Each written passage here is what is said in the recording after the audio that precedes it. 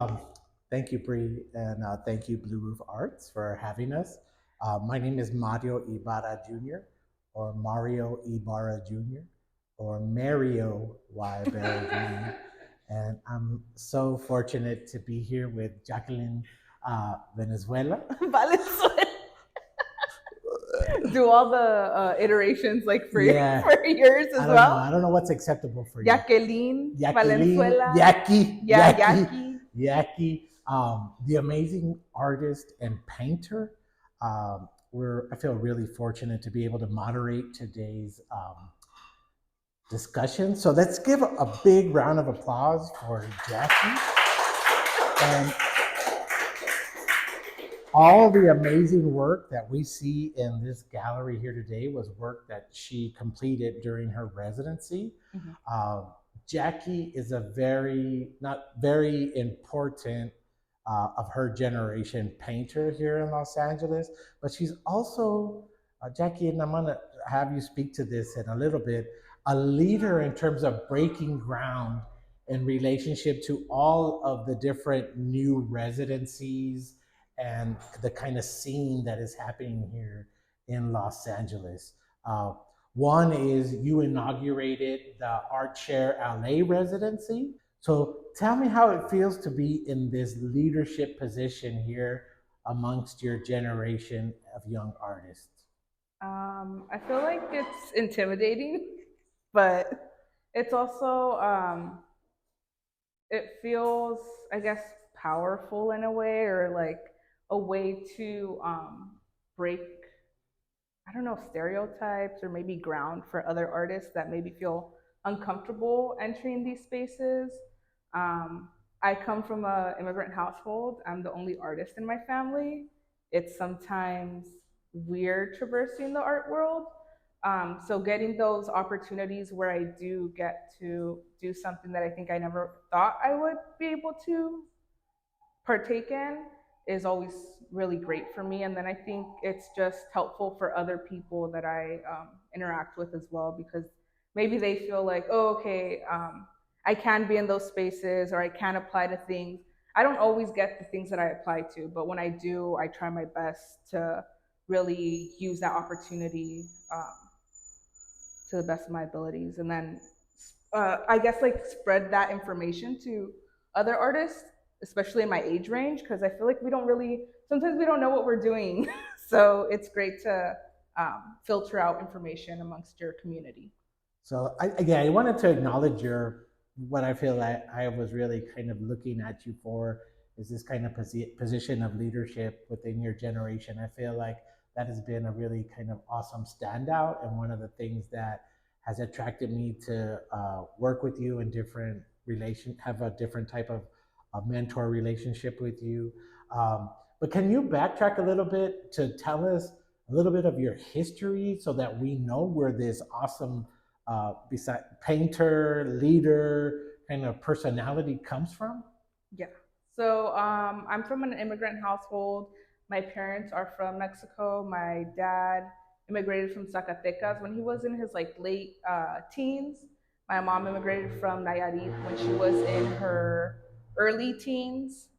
They met in South Central.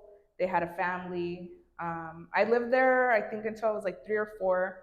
Then we moved to Whittier, and in Whittier, I grew up off of Whittier Boulevard. So I always saw cars, and I feel like I had easy access to a lot of subcultures that influenced me. So as a teenager, I was really into punk. I would always go to backyard gigs, stuff like that. And I think that's where I first was introduced to some type of like art world.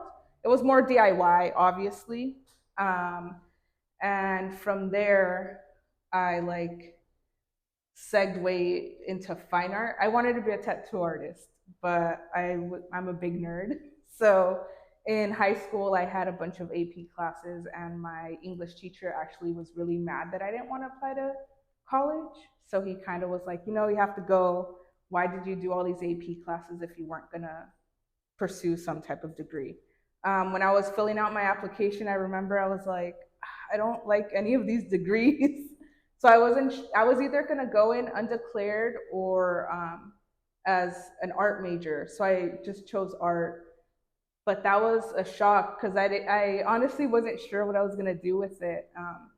But I'm happy that I did that because I feel like all the other influences that I had growing up, like with these other subcultures, that's where in college, I found a lot of influence from that. And I was like, oh, like I can make work about my actual life. It doesn't have to uh, be something that I think is the norm, especially as a like artist of color. Sometimes when you're introduced to art, you see more European art, and so you don't know how to segue into the art world because of that. So college was where when I started to realize, oh, I can like pull influence from my actual real life or from things that I've experienced. It doesn't have to be just I think maybe an outsider's view of what the art world is. So you're saying you went to college. So which college did you go to? I went to Cal State Long Beach. So you're a dirtbag. Yeah. So Well, we're nuggets. nuggets, Yeah. chicken nugget Yeah. dirtbags, and you went into the art school, which that's saying a lot because a lot of young artists that are coming out, like were your peers and Mhm. colleagues in Cal State Long Beach, are going on to do all kinds of things that Yeah. your classmates as well as you. Can you talk a bit about a little bit of the competitive spirit maybe you had in art school and where that kind of drove you or was a good place for you to kind of launch from, having other students around you that are also really awesome artists? Yeah. How was that experience? Again, like I went into art school just unsure of that choice. So at first, I feel like I always succeeded in academic settings, but I had never had to take that many art classes, so it was really hard. Um, and then I always felt like my peers knew what they were doing and I didn't. Like I was always all over the place. And at that time, I wanted to paint about being a woman in the lowrider community, but I didn't know how to yet. So for a while, I actually was looking at my peers, and I'm like, oh, okay, a lot of the other Latino artists in here are maybe painting about their experience as children of immigrants or them being immigrants and stuff like that. So I did try that for a while, and it just felt so out of touch. It felt like very inauthentic. Mhm. Um, It because wasn't your voice. yeah, like I did grow up in an immigrant household, but I also was very, I would say, like Americanized, especially because I'm the youngest from my siblings. So seeing all the stuff that they were into more molded who I was as opposed to my parents' influences as immigrants.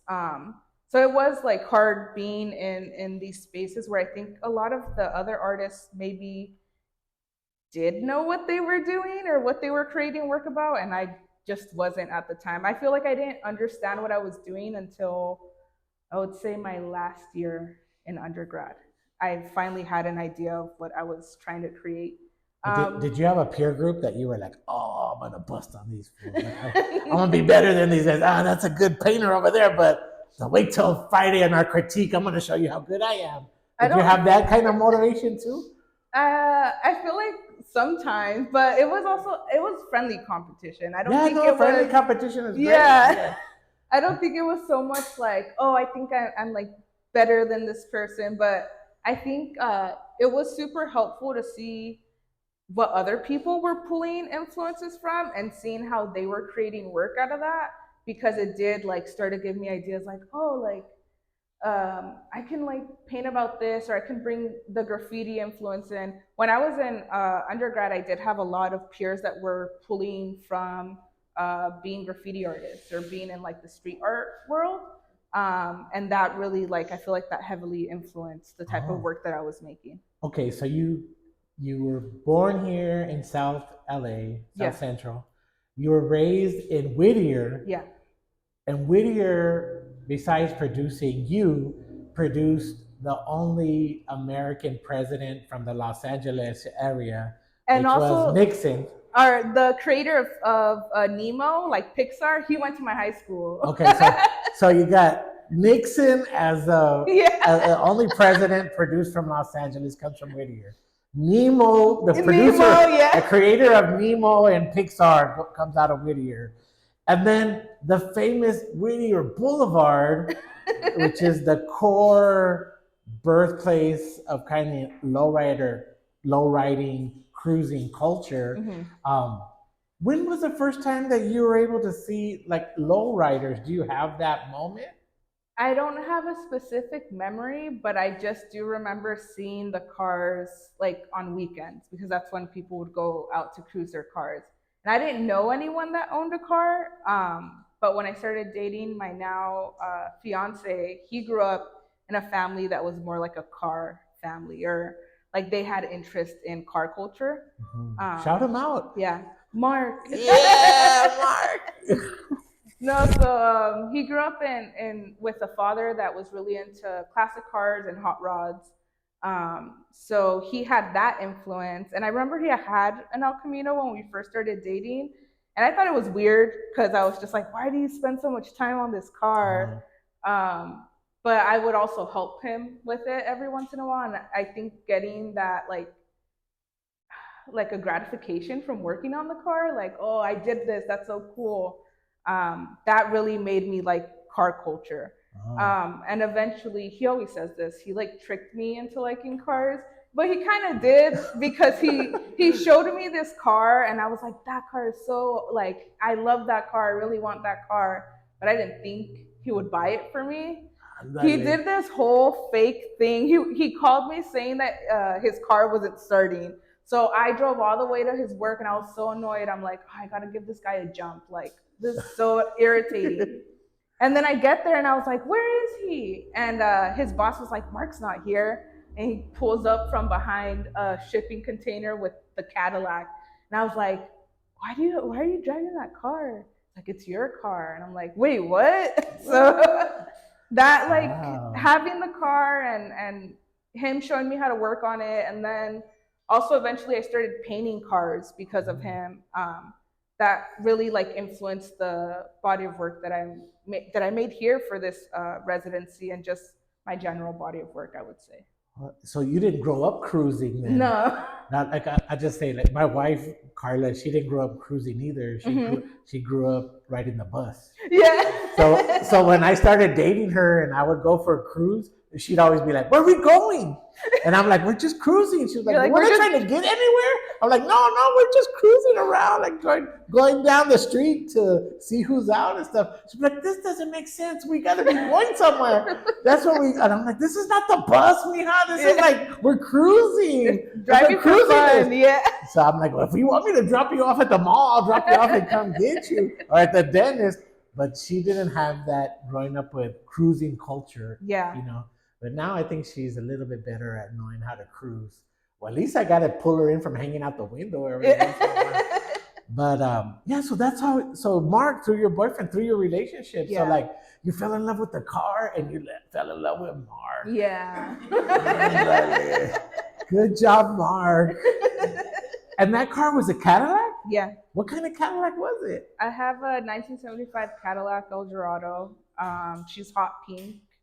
She does have like we have painted the roof so it is patterned, and we did start modifying stuff. I always laugh because people are always like, "Oh, you must have so much time to work on your car." Because my other studio's in an auto body shop. Oh. I never work on that car. I'm always busy painting or doing other things. We were just talking about that like the last couple of days. We're like, we need to work on our cars finally, huh? Because we'll just see them there and they're just there like that was all like dilapidated. That's another point that I really wanted to. When Jackie asked me to do this, I was like, yeah, hell yeah. Because right now, like, if anybody asks him anything, it's either a hell yeah or a hell no. And I also have a Cadillac. Yeah. So yours is a 1975 Cadillac. I have a 1991 Cadillac, which is the year I graduated high school. So I was like, yeah, we're both Cadillacs. And that leads us to one of the first artworks that we'll talk about, right? Because I remember we were talking in discussion. I told her, There's no lack in a Cadillac, mija. Like there's no L-A-C-K in the word Cadillac, right? It's Yeah. L-L-A-C. So there's no lack in a Cadillac. So if you're in a Cadillac, you're rolling the lujo or luxury, right? Yeah. Tell us about, because you have a painting that you titled "No Yeah. Lack in a Cadillac." Can That you was tell us? I'm an influence. I'm a positive that influence, was everybody. influenced by him. Can you tell us about it and which one it is and all that? So it's this pink painting right here. The two of these are actually like zoomed in versions of photos that I had of my car. And I've just been finding, I think, a lot of inspiration in these like zoomed in versions of these cars because I always paint the complete car, but there's a lot of details or like little nuances in the modifications we've done to the car that I like. And I really wanted to highlight those like instances in the car build. Um, this I named it No Lack in Cadillac because of you because I had painted it and I was like, what should I name it? And well, the Cadillac emblem is like somewhat visible, so I like that element of it. And I'm like, oh, maybe I can like. I'm like, Mario always says that, so I decided to name it No Lack in Cadillac. I'm a positive influence. Yeah. Just so you guys know. Yeah, so no, but okay, this is a big question. I'm sure a lot of the people here seeing the paintings. Yeah, you're talking about the details, the zoom in. But one of the things in all your paintings is that you do all these little pixelated sections. Like if we were looking at an old camera from the 90s or something, they used to do the pixelated. Can you talk to us a little bit like why you incorporate those pixelated areas? Like what are, because usually we'll see that from a camera that's not working right. Yeah. Or if we're trying to blur something out. Like when I go to the mercado by my house, they always have when you go out, they always have pictures of the shoplifters. Yeah. With the blurred out. And they blur out their faces, and it says "rata de dos patas," which is like rats with 2 feet. And like that's what I think about when I'm thinking about pixelated faces. Like, what were you doing with the pixelated stuff? So the pixels actually started more like in an abstract kind of like train of thought. I was thinking of maps and the actual blocks, city blocks. So the actual, I guess, like the act of driving and how you're driving down these streets. So initially, they all started off as just grids of actual street maps. After that, I did start to paint them in, and initially, I was just painting them in with random colors. And then I stepped away. I remember I did this whole painting, and I stepped away, and I was like, "Oh, they look like pixels." So then I started treating them as pixels. I use them more as a form of like censorship, or because it's kind of like it's like commentary on how women in the community are always overlooked or they're like just erased from that history in car culture. There are a lot of women that have been in the car community. There was even an all women's car club in the 70s in East LA called the Ladybugs, and they all had Volkswagen bugs. And it was all Chicana women. So the idea that there's been all these groups of women within this community and they're never given that platform. So it is like an extension of that idea where I'm censoring pieces of myself for the viewer, and then once I like start talking to them, they're like, "Oh, okay, like I get like the play on it." Important, like when I read your artist statement or different things you talk about, feminism within a kind of lowrider culture or a kind of male dominated culture. And your generation now is kind of like the fourth wave feminist. Yeah, I think so. Yeah, fourth wave of feminist, in that you're looking at kind of all the stuff that is happening now with digital advancements and looking at more of a BIPOC relationship to kind of feminism, where earlier generations were more white centric.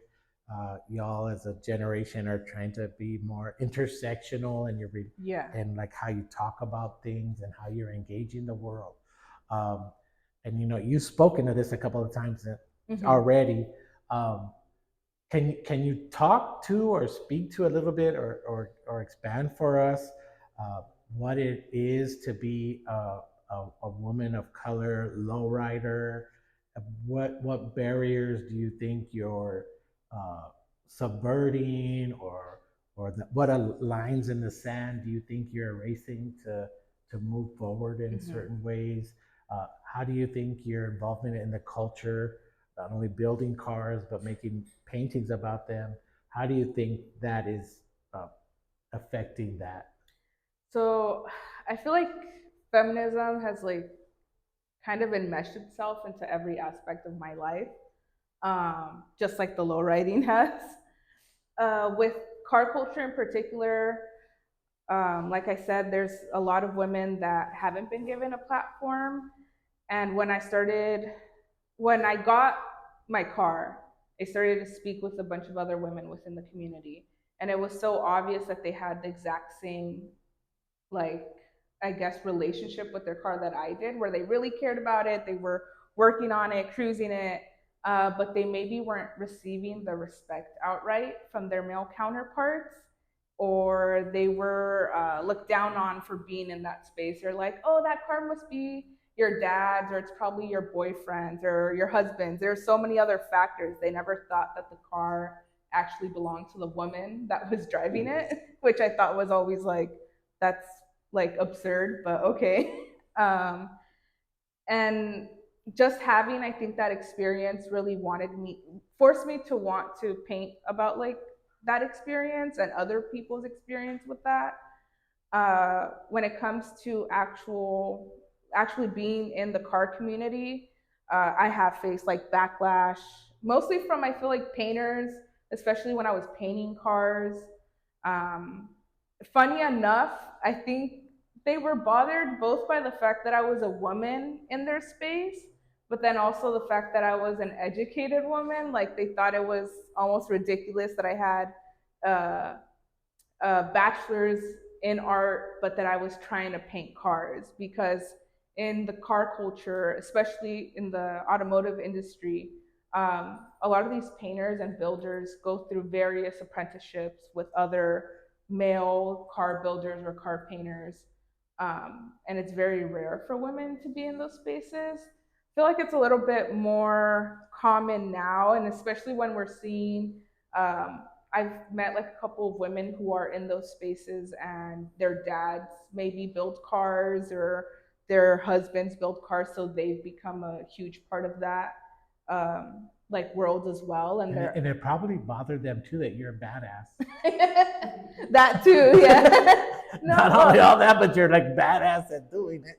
I know, the first car that I painted, it was with my partner Mark, and we got a lot of attention for painting that car.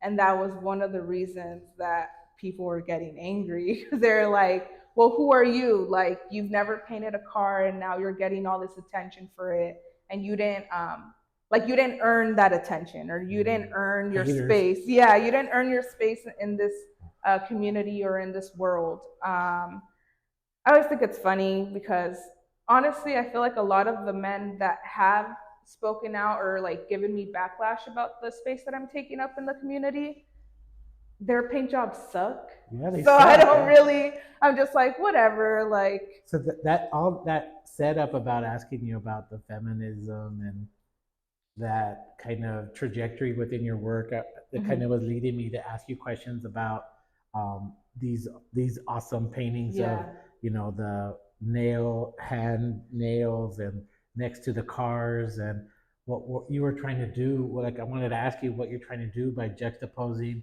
these kind of uh, hyper feminist uñas, yeah, nails, with the car paint jobs, and mm-hmm. the interior materials from the materials for upholstery. So Yeah, it's kind of like, for me, I was thinking about like this hard, soft kind of relationship. yeah, That was the dichotomy between the kind of imagery. There's like hardness with like the gestures and the cars, but there's also the softness, which are also kind of like womb like, yeah. you know, I think of furry them. areas around them. I think What of was going them on? almost as like like altars or like little like sacred spaces that I'm building within there. And then I'm like picking very specific imagery that I want to paint with these. All of the nails were done by my friend who's a nail tech. All her nail designs are lowrider inspired, and she also owns a lowrider. So her like she herself is making her space within the lowrider community. So I think it's important to highlight the work that she's doing, but through my art practice. So I like have really liked doing that, and then all the images are actually reference images that I asked my friend, hey, can I paint this? Because she's also a lowrider photographer. So she's out there during the cruises, during these events, photographing other car owners, but she also owns a car as well. So all of it is like very centered within women that are actively working in that community and that I have like an actual relationship with. So that's been like I think just really great to do because I want to tell their stories in some way. Yeah, and during the week I got to look at your images, and I had asked you then, and I haven't bothered you about it all week, but I was going to ask you again now. Like, which one of the works that you were able to produce here in this body of work do you have like a kind of intimate storytelling thing that you could share with us? Like, which one of these things are the one that you feel is like telling a story Ooh, that you really want to tell? that's a hard one. I, that's difficult because I feel like I have a lot of favorites in this group. Which Um, story do you want to tell us? I feel like this is good because then it connects with that centerpiece. Okay, let's go for it. So this is a zoomed in version of a composition that I say that I like stumbled on in my actual studio space. So the front half of my studio is where I actually paint, and the whole back half of the warehouse is where my fiance paints cars. And he has a ton of these tires and other just like materials that are used in the car world. Um, and when I'm lacking, I feel like inspiration, I tend to just walk back there and look for things. And I'll find just random, honestly, random, I think, almost like still lifes that I find very interesting because I know, oh, like there's a significance in how these materials are laid out or what he's doing with them. With this, I think he had just paint or no, he had just cleaned all of the rims and the tires because I believe he was either gonna put them on a car or he was just getting them ready to go into like to store them so that they would at least be clean while they're going into storage. Um, and I just thought it was very interesting how the tires were like stacked on top of each other and how he had positioned them. There wasn't honestly anything special about the experience for me besides just that he had angled them in a certain way and I found it interesting how they were angled. And I was really drawn to the chrome just because I feel that it's just another eye-catching thing that is on these cars. The chrome is always really like really nice, either the rims or the chrome that's throughout the actual body of the car. This painting actually made me want to create that center installation piece.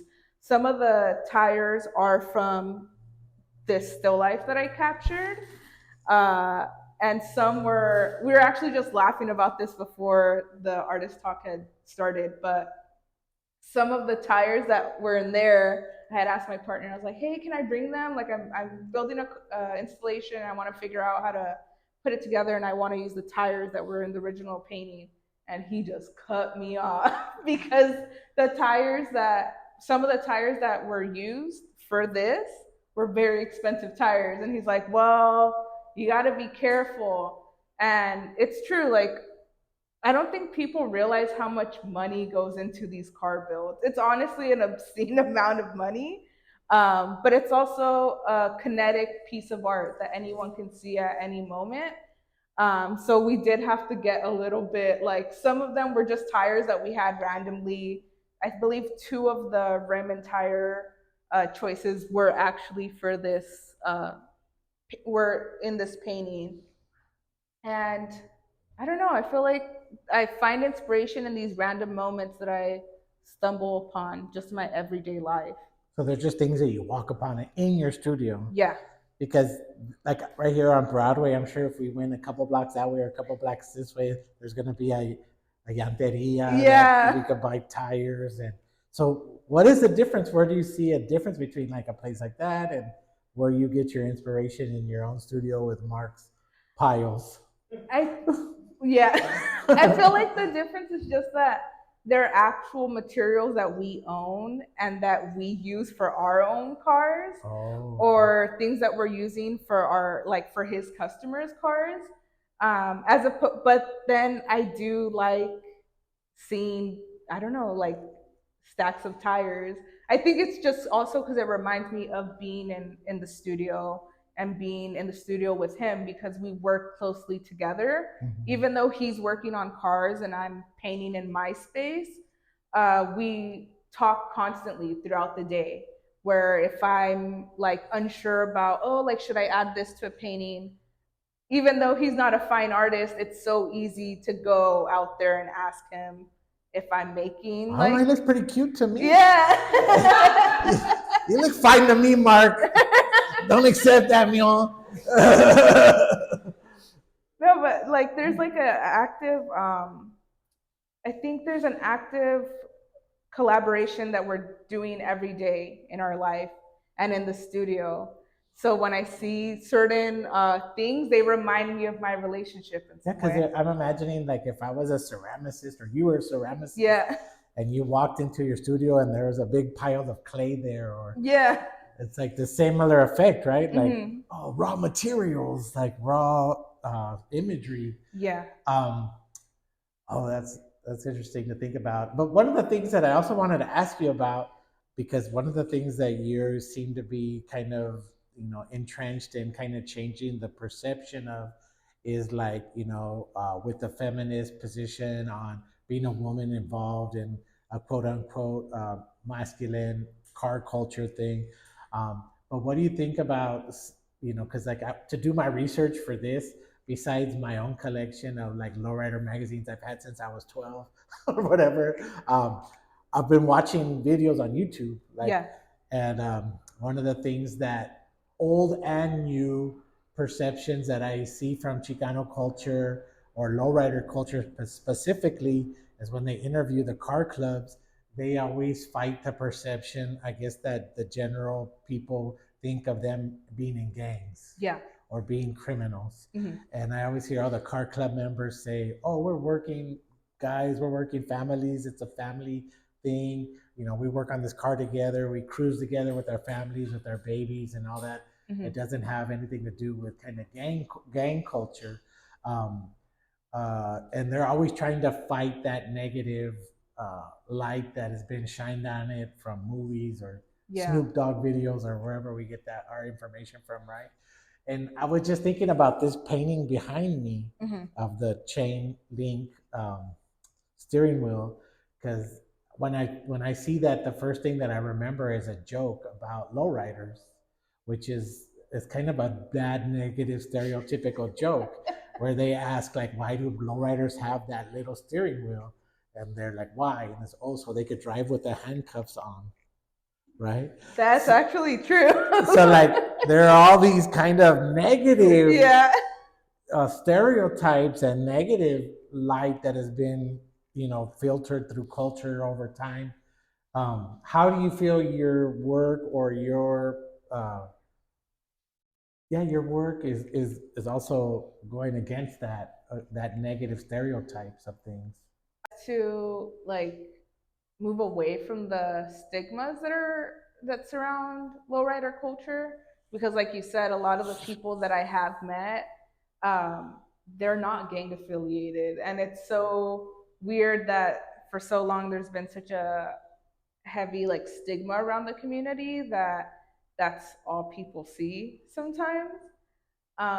But even like within our own relationships, one of Mark's mentors, he was in gang culture, but he always says that he was interested in lowriding because it almost brought him away from that aspect. He had something to pour his time and energy into, as opposed to going out and doing things with his friends that were maybe not like the best thing to do.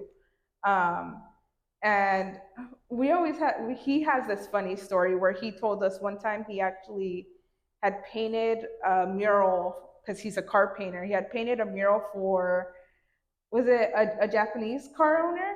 It was a Japanese car owner, because in Japan there's a huge lowrider scene, and the owner had come to LA because they wanted something that was hood, and he had originally painted something that was more rooted, I think, in like religion. He had said, right?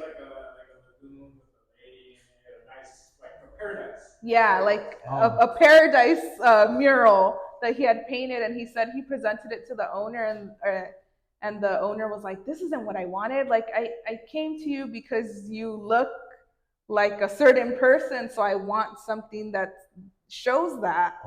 And I know he told us that he was mad because he had to redo the mural, and he did something that was So more. he didn't match the guy's perception of what Yeah, was going to happen.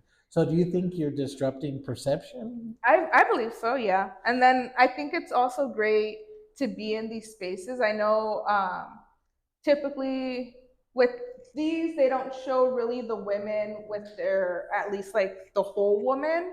But when I have painted women with their cars and done these like larger pieces of them and their life, I love that they go into these spaces that maybe they didn't know they could be comfortable in, to create some type of dialogue between who they actually are and then the gallery world. Because there's right now, especially Chicanismo, I feel like Chicano artists are being highlighted a lot in the art world, but I don't think that the actual art world is comfortable with those people, like who they are. They're comfortable with consuming art about them, but I don't think they would be comfortable with those people being in their spaces. And so when I do have shows that where I have paintings of these women and their families and their cars, I want them to be in those spaces and to feel comfortable being in those spaces.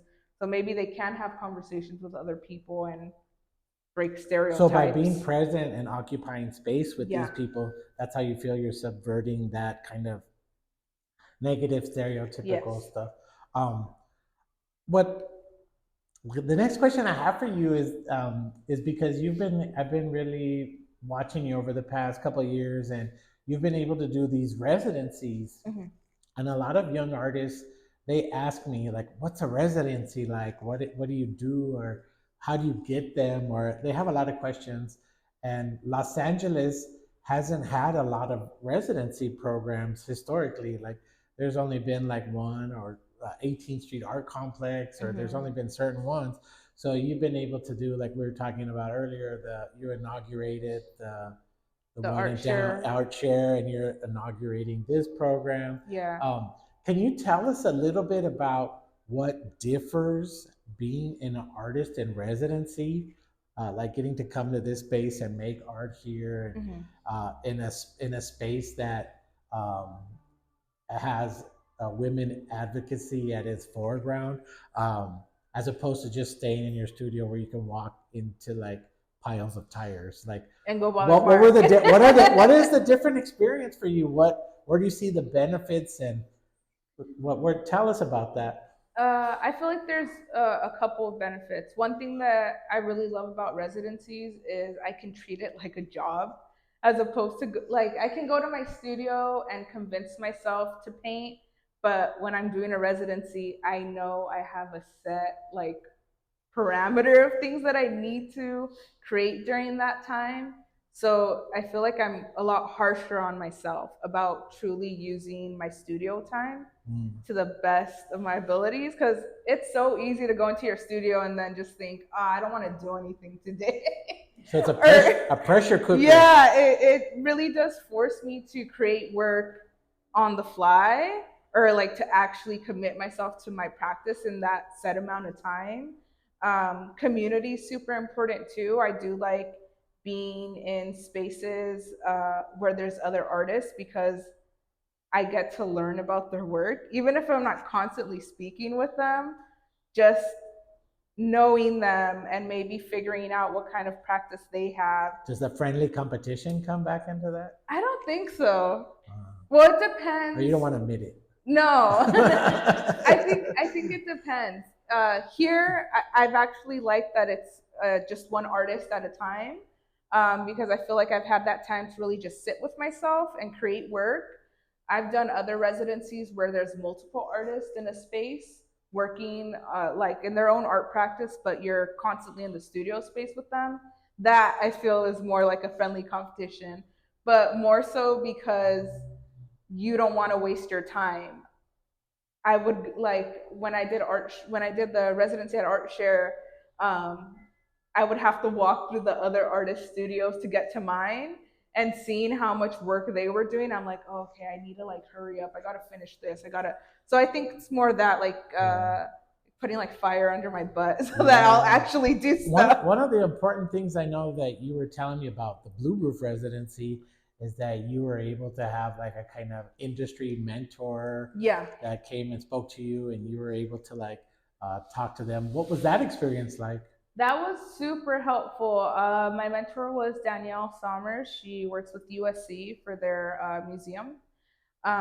She was really great. Like, I think she gave me insight that I hadn't had in a while. I feel like this is one of the only residencies where I had a one-on-one experience with the person where they were actively giving me feedback about my work or giving me insight that I didn't know I needed. Mm-hmm. I've been out of school for 4 years now, so the critique aspect is something I hadn't experienced in a while. Yeah. And I feel like this was a good experience to have, especially because I'm starting my grad school this fall. So having to work with someone and it being it not being a professor, I think was nice. I'm like, okay, like I can speak to you about something. I think maybe a bit more openly or honestly. Um, so that was super helpful. She like constantly gave me feedback on the work. We talked a lot about just how I wanted to speak about my own art practice. And I think the other thing we went over often was like networking and making like genuine connections within the art So that's community. great. So you got space as a resource, a little bit of a stipend as a resource, Yeah, and this person that you got to communicate with as a kind of mentor for the time you were here as a resource. yeah. That's pretty fantastic. She only had to meet with me I think 3 or 4 times, and we met way more than that, which That's was good. super great. Yeah. So I really enjoyed like having that access to that because it's something that when you're in your studio, you typically only have access to yourself Yeah, or yeah. maybe friends if you're like actively creating with other friends or getting feedback from other But don't friends. forget, you got to find artists. Yeah, Make I it. have a fine artist in my studio. um, can you talk to us about like some of these things that are next? Like I know you have a big calendar, but can you Yeah. just like speak to us what's happening for your rest of 2024? Residency that I'm going to be doing in June. It's a month long. It'll be at the Torrance Art Museum. I'm super excited for that one. It's called Sound System, and we'll be using the actual museum as a studio space for the length of the month. I believe I have 12 other people in my cohort, and we'll all be sharing the museum as a studio space. So that's a month long. I also have my first museum solo show opening this fall at the Bakersfield Museum of Art. I'm super excited about that. I never thought I would have a museum solo show this early in my career, so that's very like validating for me. Yeah. Starting my what's it called, my master's. That's something I've been wanting to do, so I'm really excited to start at UCLA this fall. So you're going to be a Bruin. Yeah, Ándale. That's great. we're gonna get all the UCLA gear. Um, can we open it up for some questions from the Yeah. audience? Does anybody have any questions for Jackie? Complaints, comments, concerns? Complaints. Yes. So you talk about occupying space, right? To kind of empower, to like shed a light on like I guess the demographic demographic that's usually overlooked or commoditized for like other people's gains. Mhm. Like, do you feel yourself at this moment as you continue, like, still kind of expecting some of the tokenization that comes with this type of work, or they want to keep you in a certain lane, but they want to use your aesthetic for like gains?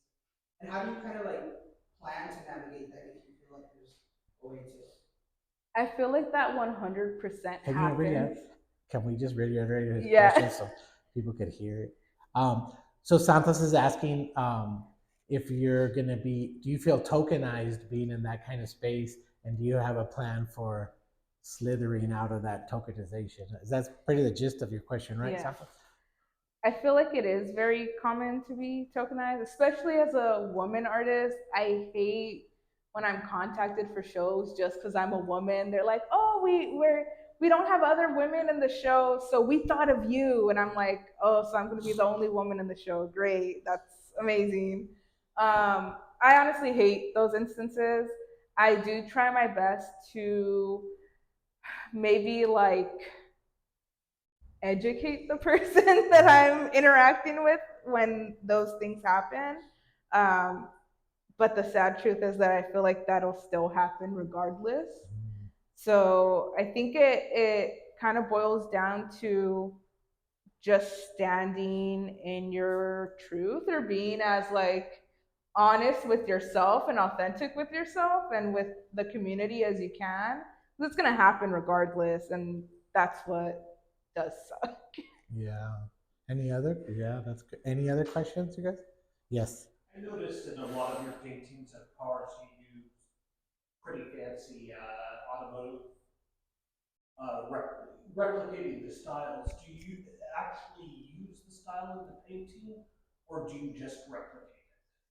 So this painting with the stained glass mirror, We're referencing the webbing. Yeah. The webbing. Yeah, the webbing is applied how it would be on a car. Yeah, I do like doing things like that because I think it forces me to try different materials that maybe I wouldn't try typically. When I was working in the automotive industry, I did work mostly with paint, but it was all hand painted. So it's been cool to learn different techniques, and even sometimes just to figure out how to transfer how Mark would maybe paint a car to how I would paint something on a canvas. Sometimes I can just use the same technique and put it onto the canvas, but other times I do have to sit there and really think about how I can mimic it in some way. Great. Any other? Yeah. So, congrats on UCLA.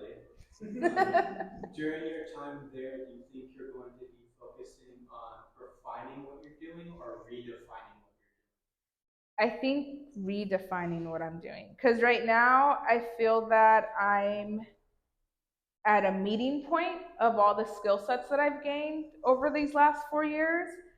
And I'm trying to figure out like what to do next. And I have all these ideas, but I don't know how to execute them yet. So I'm really hoping to use grad school to just reimagine my art practice, maybe like deconstruct it and reconstruct it, and figure out.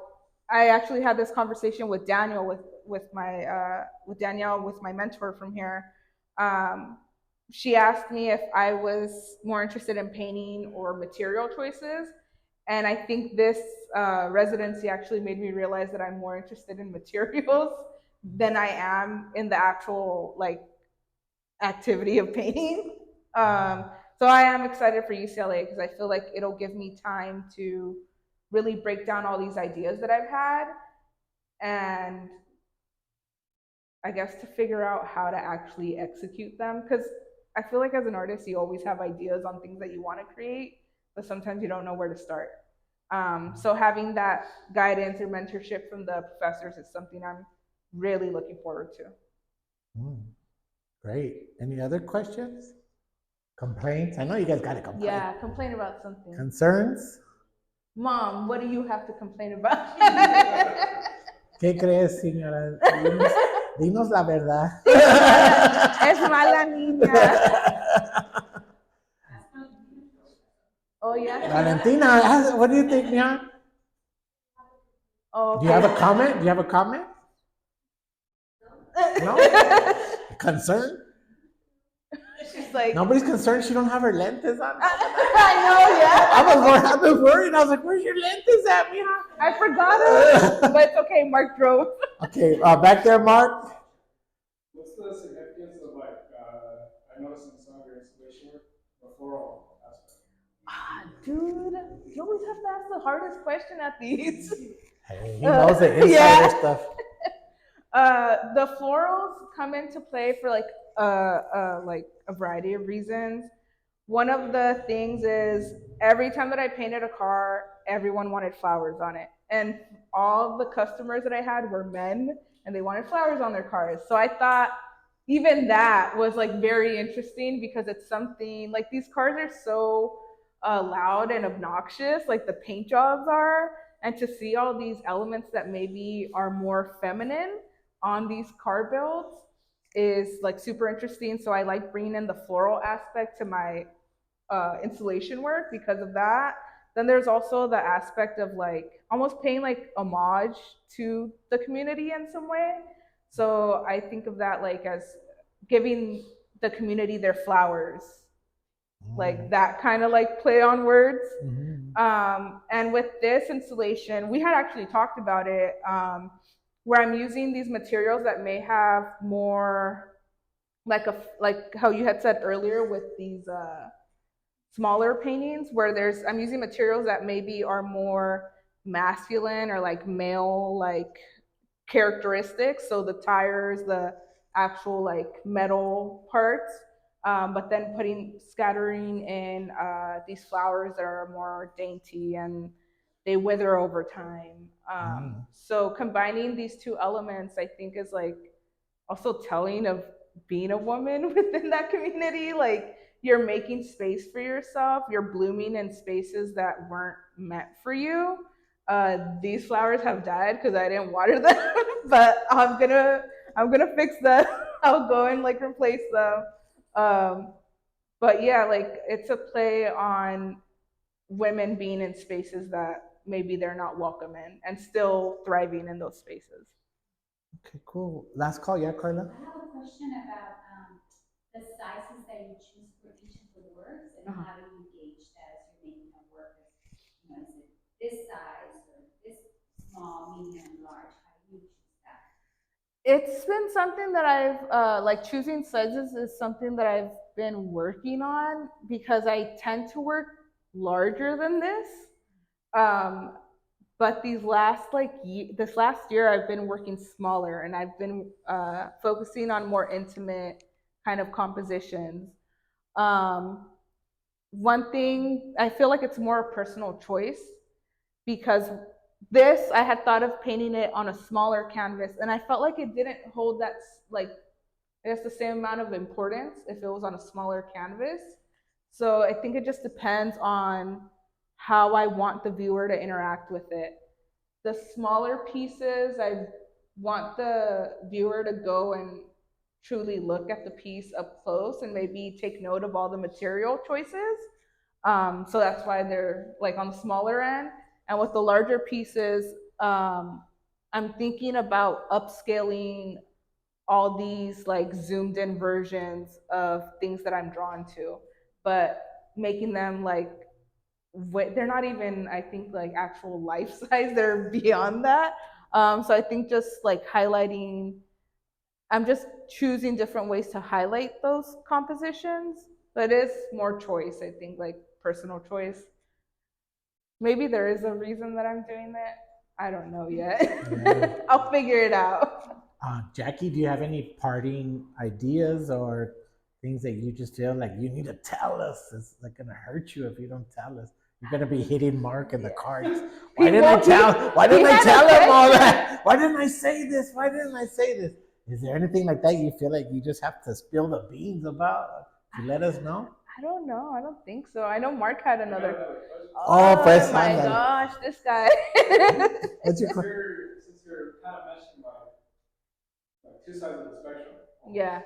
Where do you feel that you stand in each part right now? Oh, Why do you always ask the hardest questions? But and he's all- an insider. Yeah, that's But why. you said he wasn't fine. That's también. why he's out to That's get your me. man. He's fine. You gotta say that. Hey, Carla, you're fine. I feel like it's almost that play on like what it is to be Mexican American. Like you're not Mexican enough for American culture, and the same thing like you're not American enough for like you're not accepted in either space. Kind of. The speech from Selena. Yeah, the Selena speech. I feel like it very much does feel like that at times. But I don't think that necessarily defines my work as a whole. I think it's more like an internal thing because it's easy as an artist. Sometimes you don't feel like you're doing enough. So in the art world, a lot, I'm like, oh, like, am I being taken seriously? Like, is this work as great as like, or are people just being nice? Like, what is reality? But I think that's more like an internal like monologue thing as opposed to Well, I just have to tell you actual that reality. Low writing is slow and low as an act of style and resistance. Yeah. So slow and low is resistance. It isn't about being fast and quick, right? Yeah. That's not resistance in this instance, right? So be slow and low. I like that. I'm gonna steal that from him too. I've been We're telling gonna her, share it. I'm telling her it's sharing. Yeah. Sharing is caring. We're collaborating. We're trying to break stereotypes, Mia. Yeah. We're trying to break stereotypes. Okay, well, anything else, Mia? I think that's it. We're good? All right, thank you everybody for joining us. Round of applause for Jacqueline. Yay, Jackie. And we're gonna be excited to see what she does at UCLA, right? That's gonna be pretty exciting. Yeah, follow your socials, follow her socials, right? Oh yeah. Follow my socials because I'm funny on socials también. And thanks again to Blue Roof for having us.